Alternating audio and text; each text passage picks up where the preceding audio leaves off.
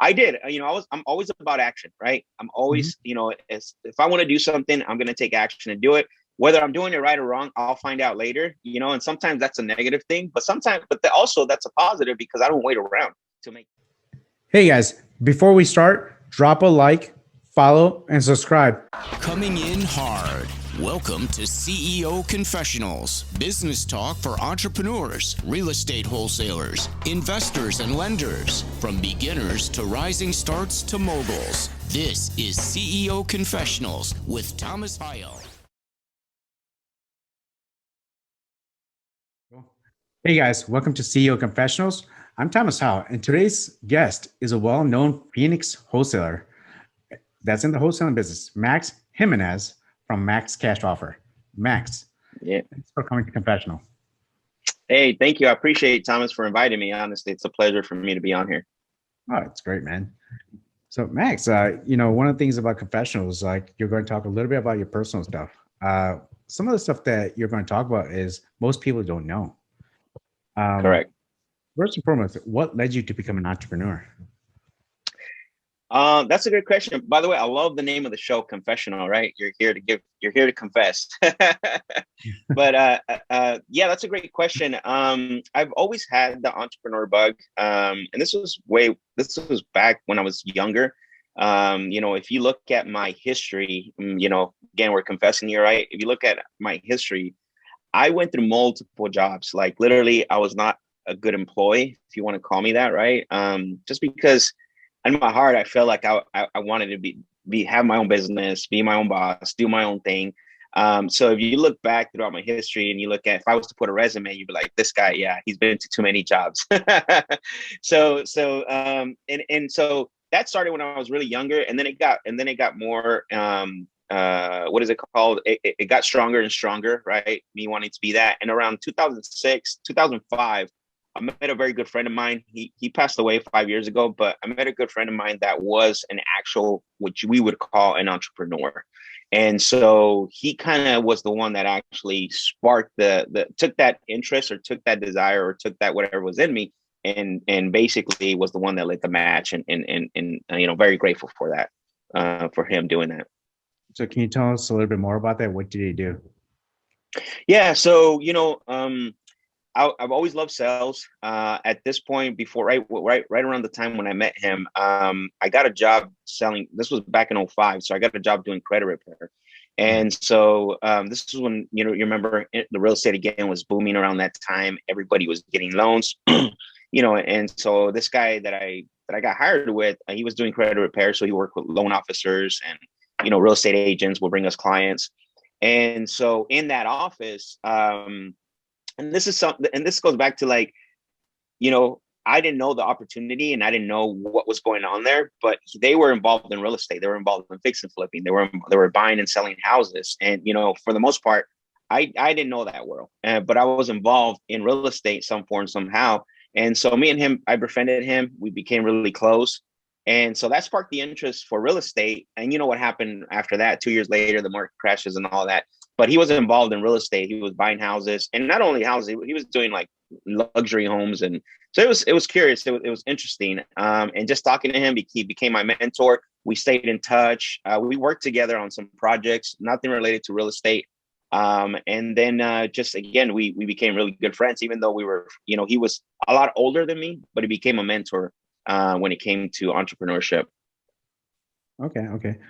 You mentioned earlier that you went through a lot of jobs, and that's where you kind of realized, like, okay, you're going from job. Uh, how did you just quit those jobs, or did you get fired? Can you tell us a little bit more in detail about that? Sure. So the nice thing I could say is I never been fired from a job.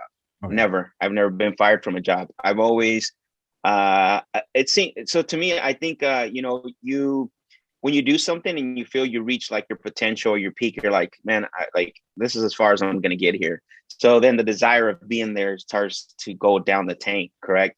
Mhm. And I'm like, I don't know if I want to do this forever. And I've had different jobs. I've had jobs where, you sit in front of a desk. I have labor jobs. I had, again, sales jobs. And so, but yeah, I've never been fired from a job. It was always me moving on. thinking that I can find that better potential or that better job and that better opportunity, but in a job, right? And that never happens. You and I know that.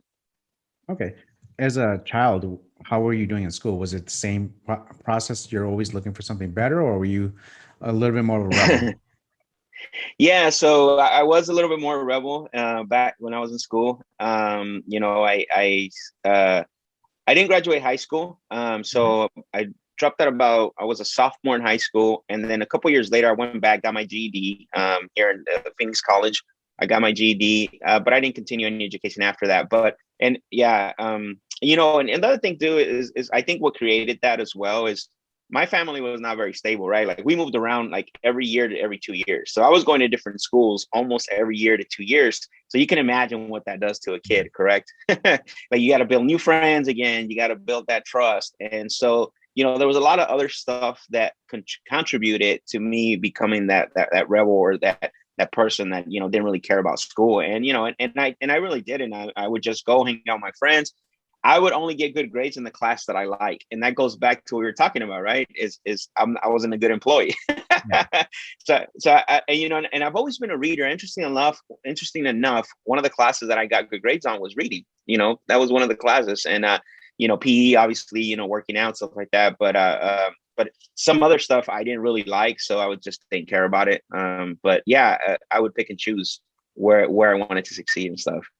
So picking and choosing, you mentioned that you dropped out in sophomore year. As you reflect on it, what do you think the circumstance and the decision why you dropped out? So, I mean, so the circumstances, I wasn't doing anything, right? I'll be honest with that. I wasn't doing anything at school. We were getting in trouble.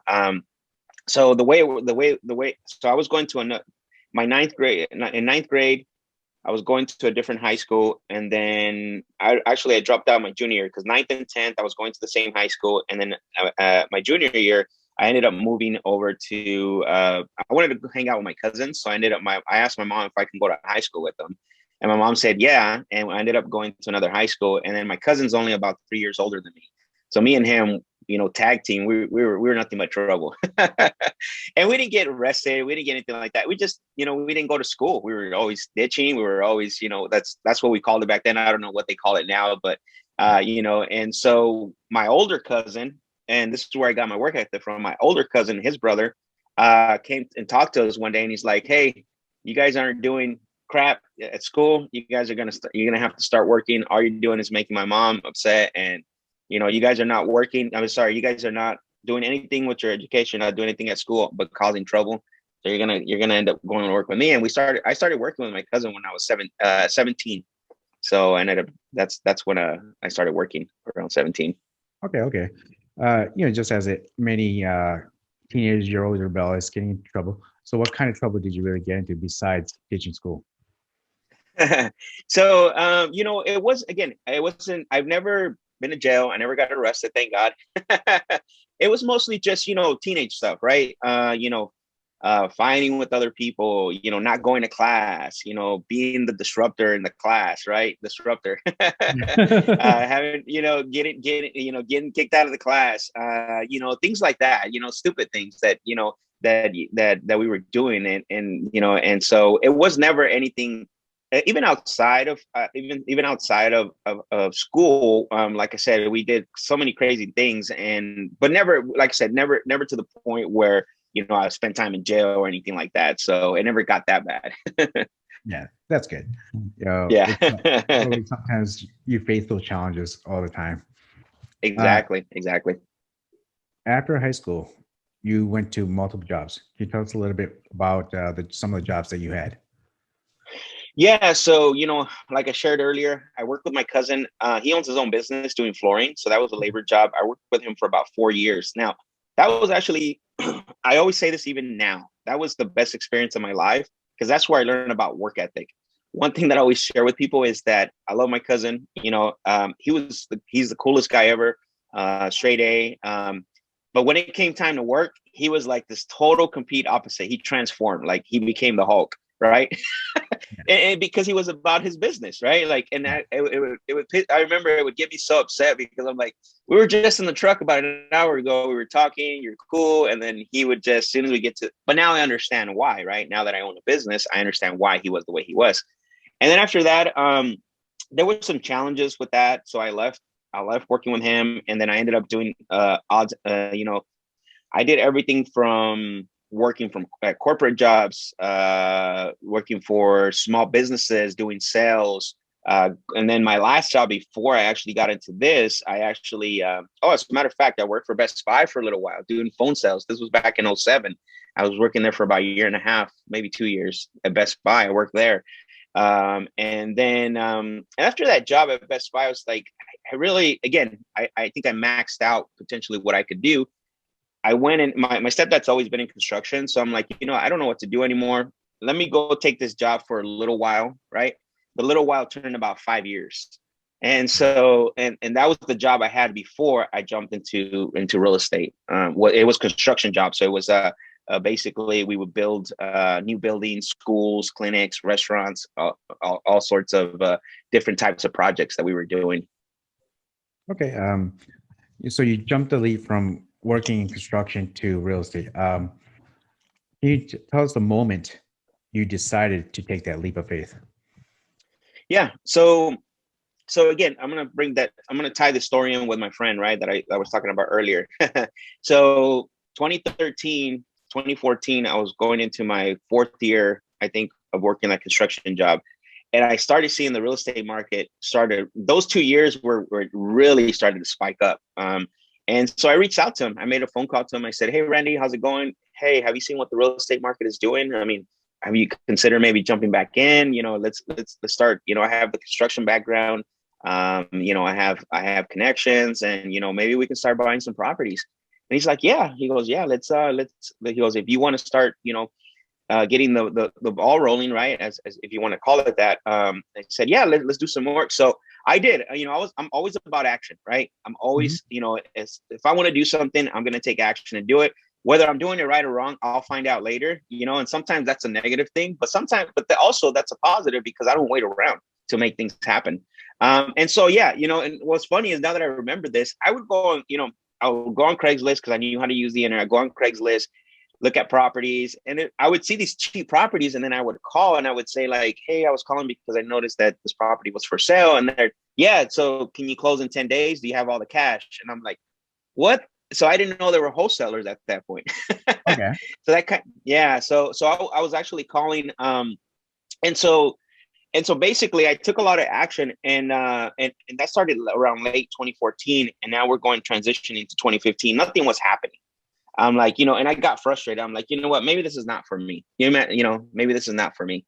And so, but the good thing is I didn't give up, right? I was like, let's see what happens. So my mother-in-law, and this is how everything, I love when I look back at this and think about these moments, like you can miss an opportunity based on your attitude and based on the way you approach it, right?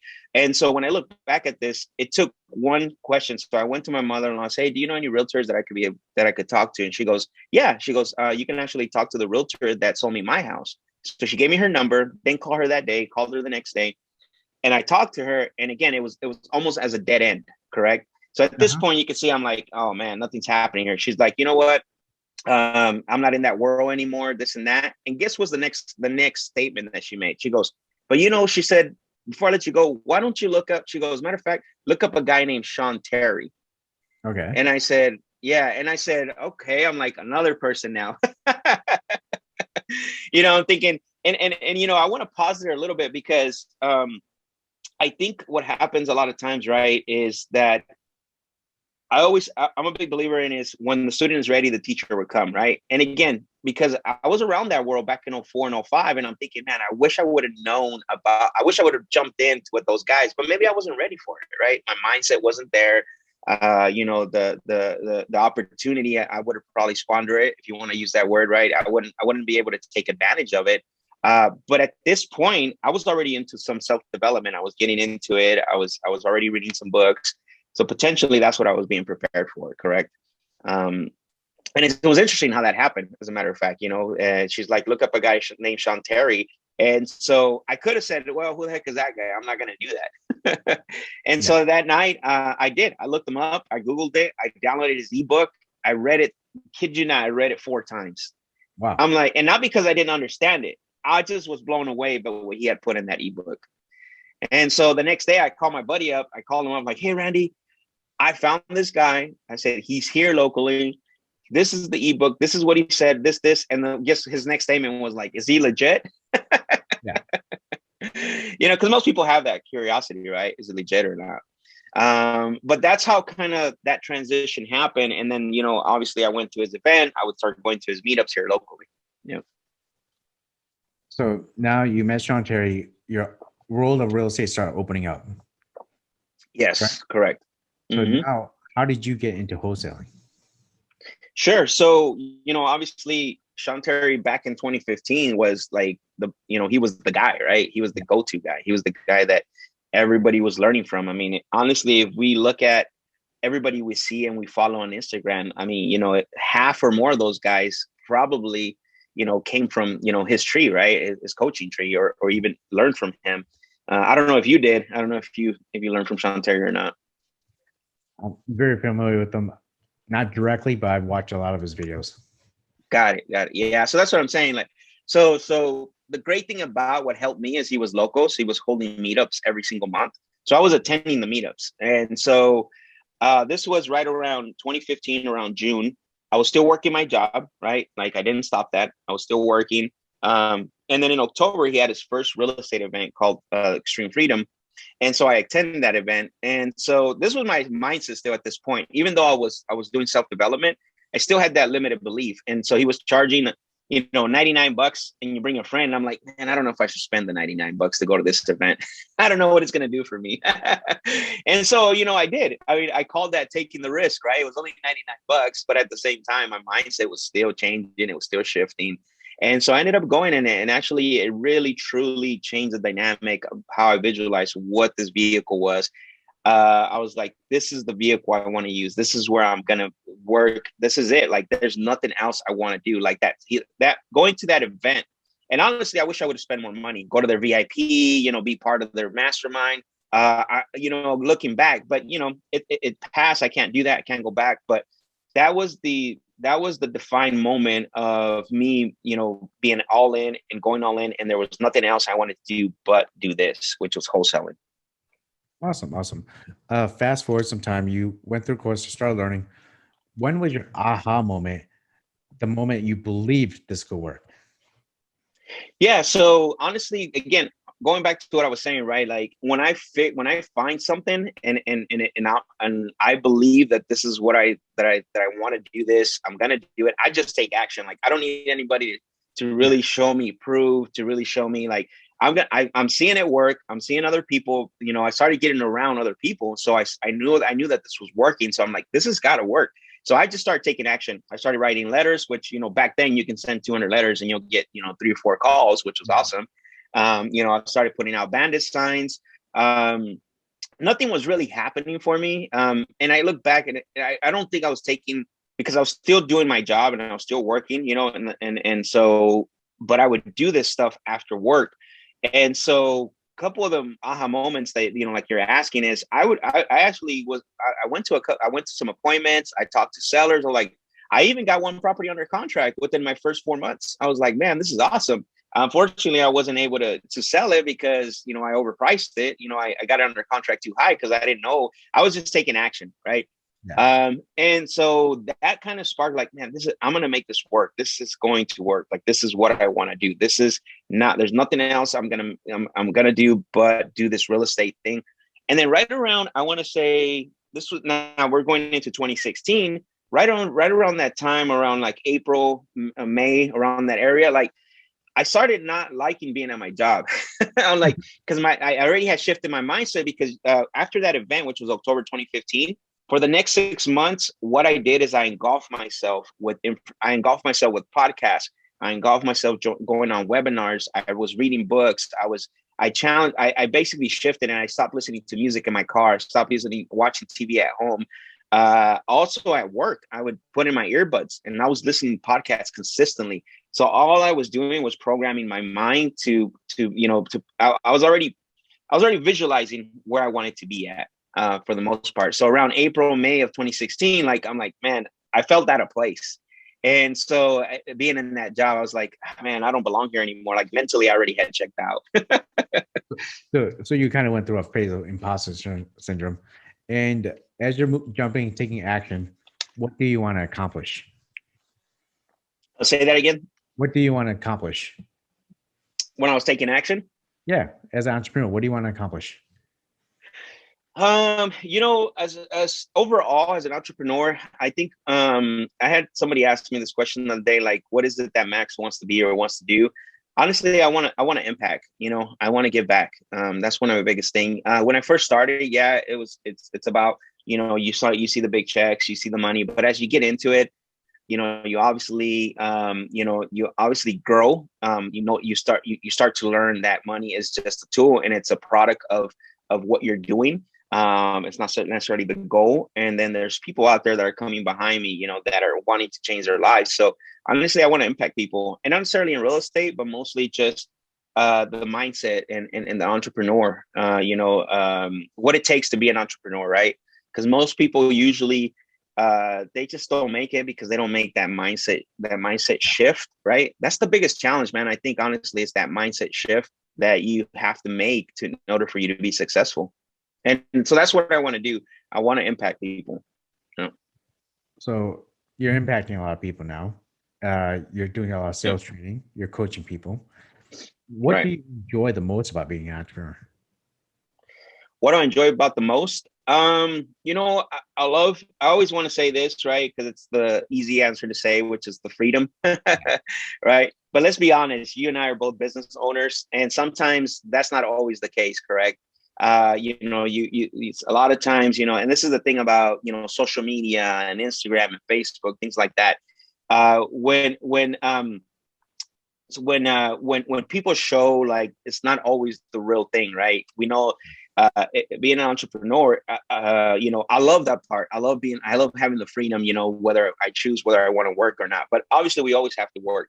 Yeah. But the thing I love about it most is that I'm creating something, right? I'm creating something.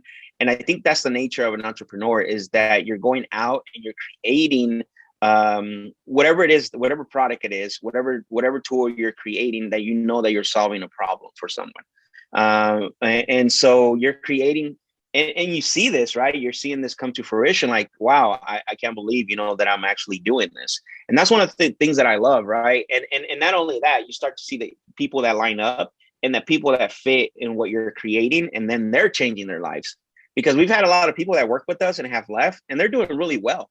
Yeah. And so that's one of the things that I take pride in. Like, I always take pride in, hey, even if you come to work for us for 30 days or 3 years, my goal is to make you better. My goal is for you to leave, whether that's you work with us here internally in the team, or you work with us in sales training, or you work with us in coaching. My goal is to always leave you a little better, whether that's 50% better or 100% better, whatever the case may be. I always feel confident that you're going to leave better when you come work with us. Absolutely. That's what I love about it the most. Yeah. So there's always a lot of rewards being an entrepreneur. It's great. Mm-hmm. And especially the impact you're putting on people's lives. What has been the hardest part about being an entrepreneur? Yeah, man. I was having this conversation on Monday with my son. Most people, here's the hardest part about being an entrepreneur. It's really hard when you start, but it gets really harder as you advance, right? So the challenge now is not about starting, from the bottom. I always compare this. I always share this story. Like, you play Mario Brothers, right? You remember that game, Mario Brothers? So Mario Brothers has stages, like most games, right? As you go in stages, it gets harder. You no longer have to break through the wood door. You gotta fight Koopa Trooper. I can't remember his name. So the thing is, you need to do is you have to level up. Like there's certain things as you grow and as that get a lot harder, that requires a lot more from you. And that's what I always tell people that are just starting out. Hey, you're just starting out. Just wait till you hit this level. Wait till you have, people, a team. Wait till you have people that are, that you got to hold accountable. Wait till you have to do this. it's going to require more from you than it did, when you first started out and you're on your own. It gets a lot harder. So that's one of the challenges that I see. And so for me, this was a transition last year from moving from just being the guy that's going to appointments, just being the guy that's closing the deals, to now have to, train a team, to now have to, making sure that, everybody's doing what they're supposed to be doing. So what's the hardest thing for you at this moment? The hardest thing for me right now at this moment is finding obviously hiring. I think, finding the right people. I'm very, and it's rightfully so, I think, right? I'm really, really, really like picky on who comes on our team. And I think that's kind of an obstacle as well. So I'm learning to trust a little bit more with people and being more flexible, not flexible to a point where it violates our core values, but more flexible and giving people a chance and opportunity to see if they can grow within the business. So that's the hardest thing for me right now, because what I want is to hire all rock stars, right? But we know all A players, but we know that doesn't usually happen. Absolutely. So now you're pretty well known in the real estate industry. Can you tell us something that most people do not know about you? Most people don't know about me. Let's see. What do most people? Because I'm very transparent for the most part. Most people don't know that I have older kids, right? 20 and 19. Most people are like, wow. Yeah. So started really young. I'm Mexican, so started when I'm 19. But besides that, a lot of people don't know some of my childhood stories, right? I just shared a little bit with you. I think most people never knew that I went to, different school every year. Started getting into drugs when I was about 16, but I overcame that, right? By the time, I did that for about 3-4 years. It was challenged. Met my wife. She was very helpful. So there was some challenges in my childhood that I had to overcome, right? And so a lot of people don't know that about me. I like to share that just with certain individuals, but I think it's great to talk about it just because there probably is people that went through this situation. But yeah, my childhood was nothing like to brag about. There was nothing there, but I am where I am now, and I say by the grace of God, because I think if you look at my childhood and what happened, you'd be like, wow, I can't believe this guy is here right now. Yeah. Oh, absolutely. You talked about you got into drugs when you're younger. How is that now, as you reflect on it, made you into a different person? What was the point that I know your wife was involved? What led you to start using drugs? Well, just what is it? It's your environment, right? The saying is that I didn't know this back then, which I know now. You are the average of the 5 people that you hang around with. So, I went back and I looked at the people I was hanging around with. So most of them were at some point doing some form of drugs or drinking or whatever the case may be. So that's the environment that so that's what you follow, but the great thing is, when I met my wife, obviously she got pregnant with my son. So that changed the outcome, where I was like, okay, now you're going to be a father. You have to realize, like, you can't continue down this path and doing what you're doing. So that changed that outcome, and that changed my perspective on what I need to do. Correct. Yeah, that's a strong woman there. Yeah. 100%. Yeah. So one of the reasons why I relaunched this podcast, to let people know, there's the highs and the lows of entrepreneurship. Can you tell us a period of time when you were at a very low point as an entrepreneur? Yeah. One of the things that, for me personally, I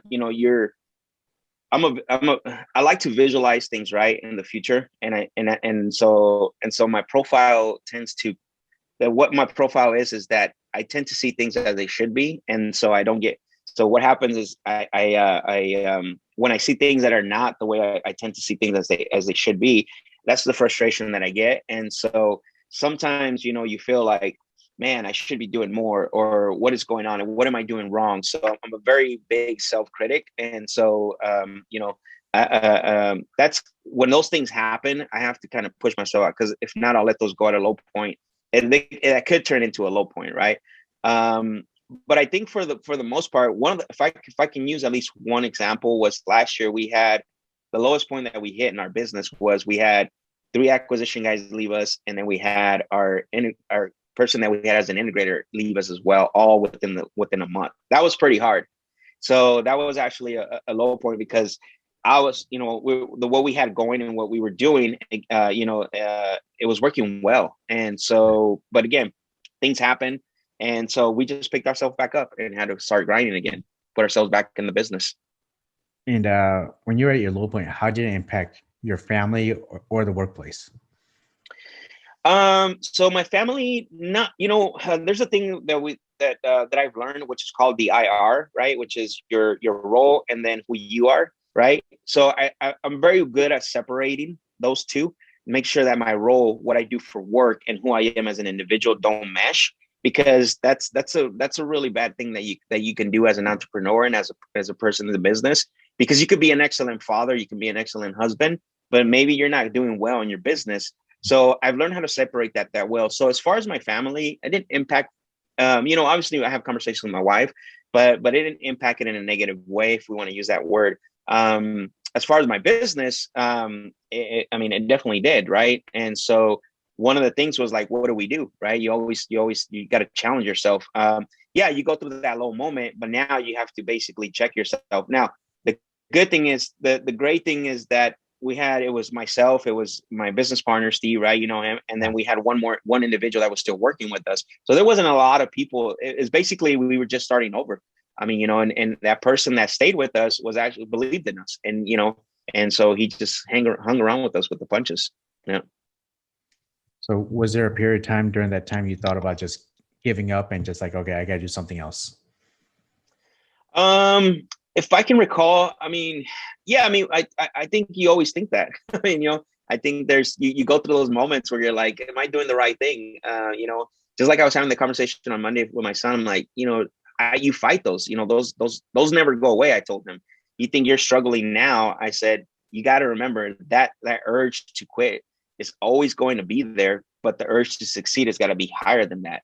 You're always having that challenge, that mindset, right? Am I doing the right thing? Am I doing what I'm supposed to be doing? Is this what I want to do?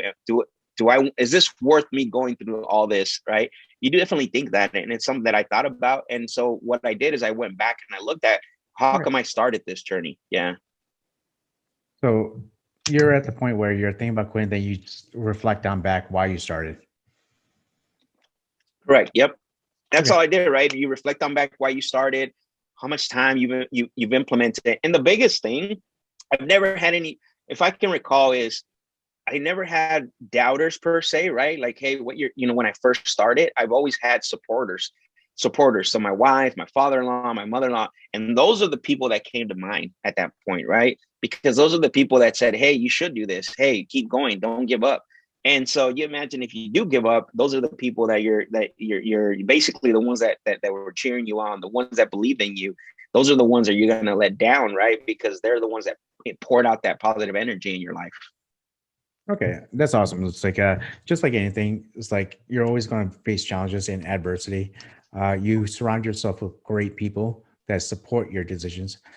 Do you also vent out your frustrations with them? Yeah. So, like I shared earlier, I have conversations with my wife, about she's our best friend. We've been together 20 years, right? 20 something years. So, she's someone that I confide in. And she's always very positive, encouraging. So is my father-in-law, me and him, I know him as long as I know my wife, obviously. And he's always a very positive person. I talk to them, I confide in them, and I also have business peers that I talk to as well. When things are going, when things aren't working out the way they're working out. I did take it up a notch. So this year I actually hired a personal coach, someone that I talk to once a month. And it's not about business, even though he's asked me about the business, but it's mostly for my personal side. So I did hire somebody because I want to take that personal side. I want to work on that personal side as hard as I work on my business, because I don't want it to be, a lopsided, right? My business is thriving, I'm thriving, but my home life is just not on par with it. So I took that to another level, and I did hire a personal coach that I meet with once a month. Yeah, as entrepreneurs, a lot of entrepreneurs are really focused on the business, then they neglect many aspects of their other life. That's great that you became 100%. a coach. And what led you Yeah, to no, become a coach? so I started to see that, so us as entrepreneurs, we're very ambitious, right? We're ambitious people. We're ambitious people. So when we put our mind to something, we go for it. And what happens is that so we focus 100% on our business. And so what I started to see, my personal thing is that I was doing that last year. And so instead of focusing on also, going to make sure that my relationships weren't bad, but they weren't intentional, right? Everything we would say, we would talk about it. Things that we would, that I would talk to my son with, my daughter with, it was mostly just talk. It wasn't really that same ambitious to be intentional with those things that we talked about. They weren't there. So that was kind of what led. And so when I talked to him in December, my personal coach, I said, here's where I'm lacking. Here's what I want to do. The word intentional kept coming up. And so he's helped me these last 4 months. He's helped me so much. And the relationship's a lot better. We have things on our calendar. We're very intentional in what we do. And if I didn't hire him, I wouldn't be able to do all those things. Oh, that's awesome. It's like it's obviously you're getting mentorship from him. And is Yeah. there anyone else that you look for mentorship besides personal? You have multiple mentors, or is it just that one and your family? No, I mean, I have business mentors as well. Obviously we have business consultants, that come and talk to us. We have, peers that are in the same business that I go out to lunch with, and we talk about, things that are going wrong in our business, and they help, right? That one conversation sparks, it'll spark that change or something that you're not thinking about while you're going through that thing. So I try to surround, this goes going back to what I said earlier about hiring people. I'm very selective.